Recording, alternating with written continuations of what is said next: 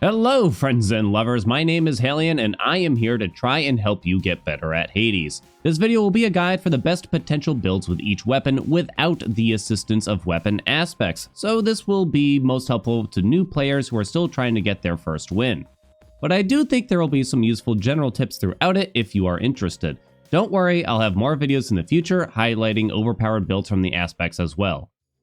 First, let's cover a few basics on a loadout before a run. In terms of Arcana cards, I think the #1 priority should be to get a Death Defiance or 2 unlocked, followed by Origination for more damage while enemies have at least 2 curses on them. Origination does mean you'll need to be very careful how you choose your boons though, so pay attention to how you're going to get 2 curses on enemies consistently.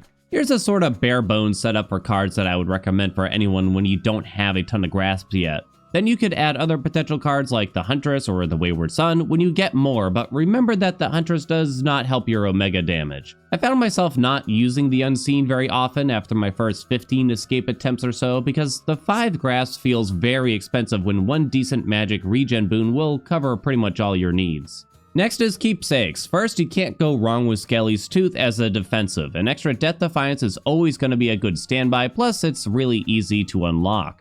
I do think Chaos's Keepsake is really strong since you get to keep the boon from them after you take the Keepsake off, but it's obviously quite random. I also used Aromatic File from Narcissus a lot in my early runs because I had such low rarity boons all the time. Being able to turn your common attack boon heroic just feels really good, but it's obviously not a guarantee. Quick tip for it though, you can put the Keepsake on before using the fountain between biomes, that way you don't have to wait for the benefit. Silken Sash is a great defensive keepsake, but does kind of require you to put it on early and keep it on. You also have to pray you see Arachne in the first zone in order to make the best use of it.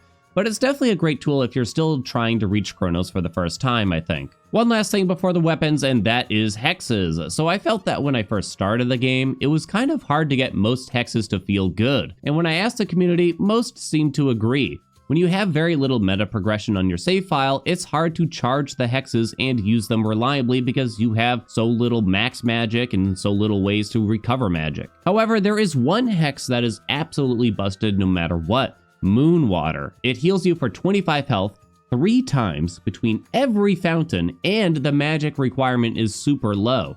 It is absolutely absurd just how useful this Hex is, and that's without even discussing the different power-ups you can give it on the Path of Stars, such as more charges and stronger heals. Always take Moonwater. Okay, finally we're onto the weapons, and the first one to cover is the Witch's Staff. The best in-slot hammer has to be double Moonshot, which will make you fire 2 projectiles from your special instead of 1, essentially doubling the damage output of it. There is a hammer that doubles your attacks as well, which is a decent runner-up, but being able to spam the special from a distance is just crazy safe. Slap Poseidon on your special slot so that you trigger splash damage twice per special use, and you'll be golden. Poseidon is kind of essential for this build, so I'd recommend starting with his Keepsake to have a good run. Decent second hammers could be Shimmering Moonshot or Rapid Moonfire. With Poseidon's special boon, you'll probably want to get Slippery Slope from him eventually to get 1 curse out of your special. Then you could aim for getting something like Hestia's Cast for your second curse.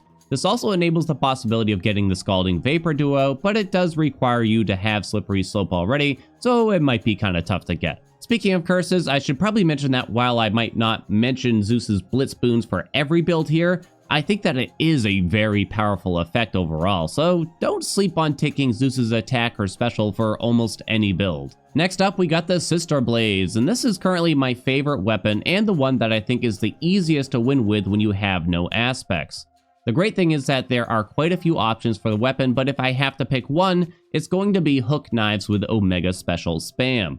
Hook Knives makes your specials return to you, doubling your special damage already. Plus, they do backstab damage now. Put Aphrodite on your special for a giant damage boost when at close range, go hug an enemy and let loose an Omega special. Absolute boss melter. And it still works decently well at a range when you're just trying to pick off enemies. You'll need a strong magic regen boon for this though. Zeus, Poseidon, Hestia, and Hera should have the best for this situation. Some follow-up boons that pair well would be Aphro's Heartthrob and Hestia's Controlled Burn. Besides that, just focus on activating origination and you should have an easy run. Now, I understand that getting exactly one hammer on any particular run is a lot to ask, and you might not get hook knives offered. Some decent backups I think are kind of very different from the rest of the style of the build though. I do think Skulking Slice is a really strong hammer, and Final Slice is quite good too. But the good thing about the daggers is that I think they're quite strong overall, and you can have a decent attack or special run either way, but I do think hook knives is probably the top end that you can achieve right now. You know, while we're here, maybe you should subscribe. I mean, why not? You like Hades, I like Hades. Seems like we might get along. I don't really like to barbecue much, but I could probably change that for someone like you. We just have so much in common that it makes me think that if we had just met a little earlier in our crazy lives that... So the next weapon might be the toughest to use well without any aspects, and that is the Umbral Flames. One thing I learned quickly is that the vanilla attacks just don't really work well no matter what boons you have on it. Instead, I had a lot more success by just spamming the specials and ignoring the attack entirely. However, it's important to note that the specials on the flames do not stagger enemies, so they will freely try to attack you. So it might not be a bad idea to grab Demeter's Cast and or dash to slow and freeze enemies while you hug them. I think the best hammers are going to be Triple Helix and Growing Coils to get those specials hitting as often as possible. You might notice a trend here, but Poseidon on the special is probably the best at this point.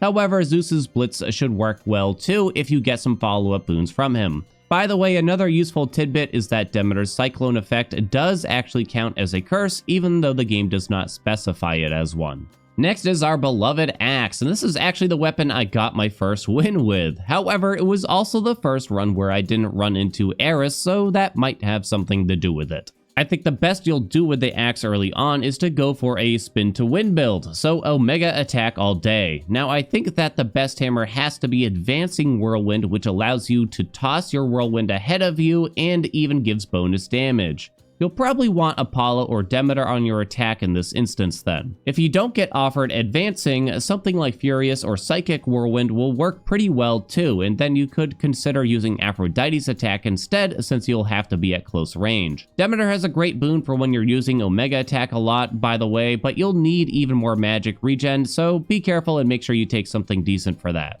Now, spamming your Omega attack with the axe is kind of dangerous, right? Especially if you don't actually get Advancing Whirlwind, you're gonna have to be at close range. So you might want Demeter's slow and freeze effects to help you out there, as well as some things that could increase your Omega charge rate. That's definitely gonna feel super convenient if you can get that, and not to mention, of course, the Arcana card that slows down time while charging is pretty much mandatory to use this build effectively and safely.